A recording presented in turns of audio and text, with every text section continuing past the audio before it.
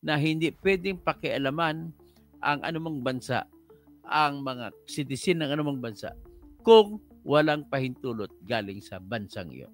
Nakalagay din ito, naka-reflect din itong prinsipyo na ito sa batas ng Rome Statute sa Article 12, Paragraph 2 na nagsasabi na makapagbibigay ka lamang ng authority to investigate kung ang tao na imbestigahan o ang bansa na imbestigahan ay kasapi ng International Criminal Court.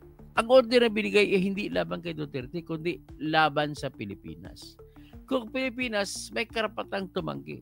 Ang problema naman po, umaksyon ang Philippines sa katauhan ni Solicitor General Minardo Guevara. Nagkamali siya humingi siya ng deferment, ipagpaliban ang investigation dahil gagawa ng investigation ng Philippines. Dapat ang sinyalis niya ay yung jurisdiction. Sasabihin niya wala ng jurisdiction ang ICC sa Pilipinas sapagkat hindi na ito kasapi ng ICC.